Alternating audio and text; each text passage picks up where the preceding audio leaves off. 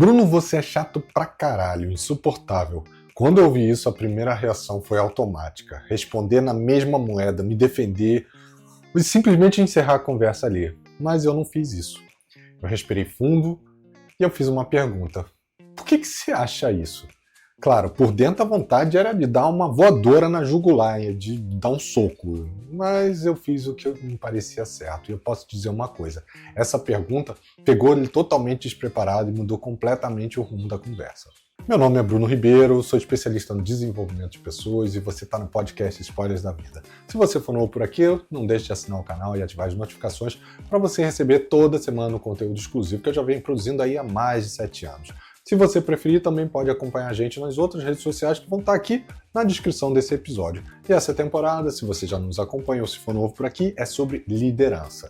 Quando alguém fala que você é chato pra caralho, não parece uma crítica construtiva, né? Parece um ataque. E nesse momento o corpo reage antes da razão. Você sente desconfortável, tensão aumenta, a vontade de retrucar aparece ali na hora, né? E isso é emoção, não é sobre controle, não é sobre maturidade, é sobre o funcionamento do corpo humano, algo que você não consegue prever. Diante de uma crítica mal colocada, o padrão é simples. Ou você reage, escala ali o conflito, ou você ignora e guarda aquilo para você, e nos dois casos, alguma coisa a gente sabe que se perde, né? Ou a relação ela se desgasta, ou o aprendizado, ou qualquer coisa que possa sair dessa conversa, deixa de existir. Mas se eu te contar que existe uma terceira opção que quase ninguém usa: entender. Quando alguém diz você é chato, isso não ajuda, é amplo demais, é vago demais, é difícil de aceitar ou de rejeitar. Mas por trás desse rótulo quase sempre existe algo que é mais específico. É um comportamento, é uma percepção, é uma experiência que se repete, e isso é o que realmente importa.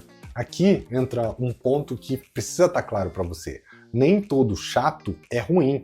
Existe um líder que é exigente, com qualidade, que cobra padrão alto, que não deixa passar um erro crítico. Esse tipo de chatice, entre aspas, pode ser o que sustenta o resultado de um time. Mas também existe o outro lado da moeda, né? O outro tipo de chato. É o líder que controla tudo, que não abre espaço para discussão, que corrige todo mundo o tempo todo.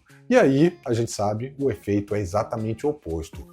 O que é chato para uma pessoa pode ser rigoroso para outro. O que para um é cuidado, para o outro pode ser excesso. E sem conversa, cada um fica preso na sua própria interpretação. O líder acha que está sendo bom, que está fazendo certo, o liderado sente que está sendo travado e o conflito cresce sem que ninguém perceba, né? E existe uma habilidade que muda tudo nesse cenário, né? Inteligência emocional, a tão conhecida inteligência emocional. E isso não quer dizer que você vai evitar críticas, tá? Elas vão acontecer. É saber o que você vai fazer com ela. Mesmo quando vem mal formulada, mesmo quando ela vem carregada de emoção. Porque o valor ele não está na forma, ele está no conteúdo dessa crítica. E aqui é onde muita gente erra por causa da forma. Ah, fulano falou errado, foi muito pesado, então eu não vou nem considerar. Mas ao fazer isso, você perde a chance de entender algo que poderia ser relevante. Porque muitas vezes a forma é ruim, mas o conteúdo é válido. Quando alguém solta uma frase como você é chato pra caralho, normalmente não é algo isolado, né? Não surgiu naquele momento. É o resultado de várias interações pequenas que foram se acumulando e que chegaram nessa explosão. Podem ter sido interrupções que incomodaram, podem ter sido decisões que pareceram unilaterais, podem ter sido momentos em que a pessoa não se sentiu ouvida. E como isso não foi dito antes, sai de uma vez só e sem filtro. Agora presta bastante atenção no que eu vou te falar. Essa talvez seja a frase mais importante desse episódio. Quando alguém te chama de chato, essa pessoa não está descrevendo quem você é. Ela está descrevendo como se sente em relação ao seu comportamento. E isso é um recorte baseado nessas experiências específicas, em momentos concretos, em interações que foram repetidas. Ou seja, não é verdade absoluta, mas também não é irrelevante. Aqui entra um ponto importante. O nosso cérebro não é preciso, ele é eficiente. Em vez de descrever exatamente o que incomoda, ele tenta resumir. Você não me deixa falar, vira você é chato. Você controla tudo, vira você é insuportável. E essas coisas não ajudam a você a trabalhar, né? Isso não ajuda na comunicação, mas ajuda a entender por que esse tipo de crítica acontece dessa forma. Quando você está em uma posição de liderança, qualquer comportamento ganha um peso maior. Uma interrupção sua não é só uma interrupção, uma decisão sua não é só uma decisão. Para o outro, aquilo ali tem um impacto bem maior, porque existe uma hierarquia envolvida. E isso faz com que toda pequena atitude seja percebida com mais intensidade. E outra, essa análise não é só sobre você. Quando alguém te critica, essa pessoa também está falando sobre si mesma. Quem está do outro lado também tem um filtro. Pode ser que seja mais sensível, pode ser que seja uma pessoa que tem experiências anteriores negativas, pode ser a forma dela interpretar que é algo mais intenso. Por isso que a percepção ela nunca é neutra, ela é construída dos dois lados. Bom, agora a gente vai para a parte mais prática, né? Mas antes, se você for novo por aqui, já assina o canal, ativa as notificações para receber toda semana um conteúdo exclusivo e deixa a sua curtida, o seu comentário, que vai ajudar muito a fazer esse canal crescer cada vez mais.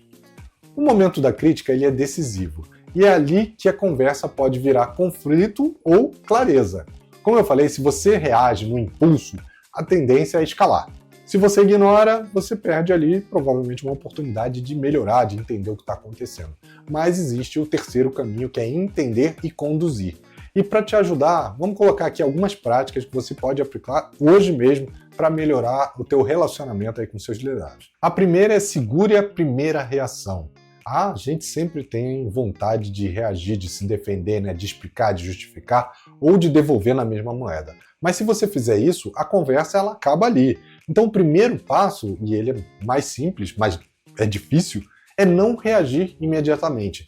Respira, escuta, segura alguns segundos, conta até 10, só isso já vai mudar o tom da conversa. O segundo passo é peça exemplo, não aceita de cara o rótulo. Ah, pô, eu sou chato. Entendi. Isso não ajuda muito. Você consegue me trazer algo mais tangível? Em que situação você percebeu que eu fui chato? O que exatamente eu fiz que te incomodou? Isso tira a conversa daquele nível abstrato e traz para um nível concreto. E sem perceber, você já começa a diminuir ali a tensão que tem desse diálogo. Terceiro passo é escute para entender, não para responder. E aqui é um erro muito comum. A pessoa começa a falar, mesmo que você esteja escutando, e você já está montando ali na sua cabeça a resposta. Isso quebra o processo. O foco aqui é outro, totalmente diferente, é entender o ponto de vista do outro.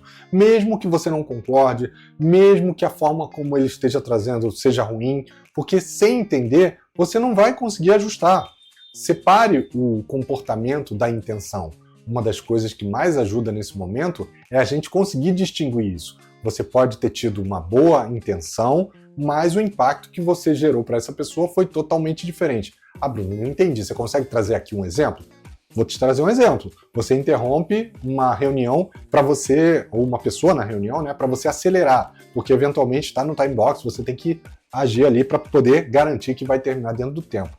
E a pessoa sente que ela não tem espaço para fala. A intenção foi boa, foi ganhar ali eficiência, foi terminar dentro do time box, mas o impacto foi o silenciamento dessa pessoa. Quando você enxerga isso, fica muito mais fácil ajustar.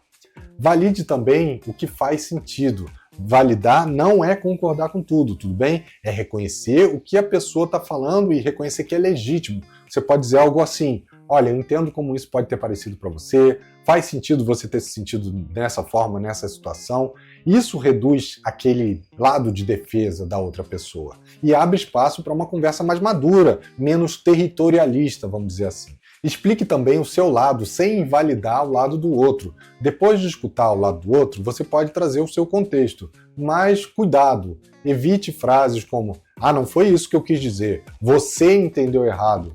Prefira algo que seja mais sutil, mais de acordo com o diálogo que está acontecendo. Olha, minha intenção naquele momento era papapá. Talvez eu não tenha me comunicado da melhor forma, mas... E aí você traz o seu ponto de vista. Isso mantém ali o diálogo equilibrado. Combine também ajustes práticos. A conversa ela precisa sair do campo da percepção, né? Do tipo, ah, eu acho isso, você acha isso, beleza, muito legal, mas e aí? Aí a gente tem que ir para a ação, né? Pergunta para a pessoa, o que você acha que eu poderia fazer diferente nessas situações? O que você acha que ajudaria a você se sentir mais confortável, que poderia contribuir? E talvez traga a sua visão. Olha, eu posso tentar fazer isso. O que você acha? E da parte da pessoa também. Olha, da sua parte, O que você acha que também ajudaria? Isso cria corresponsabilidade. Defina limites também quando for necessário. Nem toda crítica significa que você deveria mudar tudo, tá? Se algo faz parte do seu papel, aquilo precisa ser mantido. Cobrança de resultados, exigência de qualidade, direcionamento em momentos críticos. Aqui o ajuste não é eliminar, é calibrar a expectativa para que a pessoa entenda que isso faz parte do seu papel.